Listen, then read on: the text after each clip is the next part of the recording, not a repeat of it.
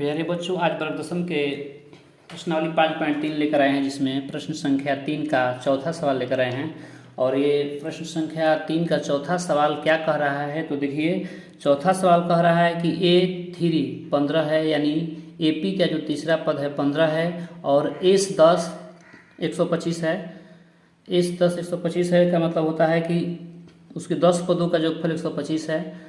और तो इसका D और A10 ज्ञात कीजिए, यानी AP का 10वां पद ज्ञात कीजिए। तो देखिए इसमें सबसे पहले दिया है AP का तीसरा पद, तो AP का जो तीसरा पद है हम उसको लिख सकते हैं A3 बराबर 15।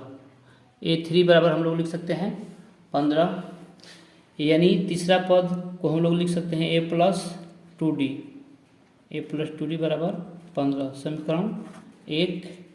ठीक है, और इसका जो 10 पदों का योगफल दिया है AP का, वो है A10 बराबर 125 है। इसको हम लोग S10 बराबर 125 है, S10 बराबर 125 है, तो इसको हम लोग S10 बराबर 125 लिख सकते हैं।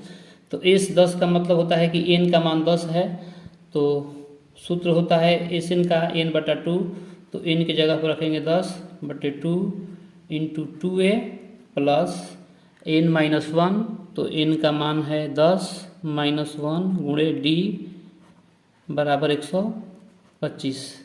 तो ये 2 5 10 कट जाएगा 5 बार में, तो ये 5 गुणा में है तो इधर आएगा तो भागा में हो जाएगा, तो इधर यहाँ का बचेगा 2a और 10 में से घटेगा 9d बराबर हो जाएगा 125/5।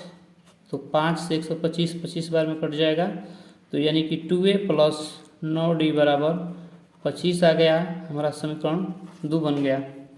तो देखिए समीकरण 1 क्या बना है, a प्लस 2d बराबर 15, और समीकरण 2 हो गया है 2a प्लस 9d बराबर 25। तो क्या करेंगे, इसको हम लोग सबसे पहले विलोपन या प्रतिस्थापन विधि से इसको हल कर लेंगे। तो देखिए हम लोग समीकरण 1 से प्रतिस्थापन विधि से हल कर लेते हैं। समीकरण 1 से है a प्लस 2d बराबर 15, यानी कि a बराबर हमारा हो जाएगा, a प्लस है तो माइनस 15 माइनस 2d, यानी कि हम लोग a प्लस 2d बराबर 15 है, तो a बराबर हो जाएगा, प्लस है तो बराबर किधर जाएगा माइनस, a का मान हो गया हमारा 15 माइनस 2d। इसको हम लोग समीकरण 2 में रख देंगे a का मान, जिससे हम लोग को d का मान ज्ञात हो जाएगा। तो लिखेंगे समीकरण 2 में a का मान रखने पर, तो एक हमारा क्या है, तो एक हमारा समीकरण था a प्लस 2d बराबर 15, जिसका मान आया है 15 माइनस 2d,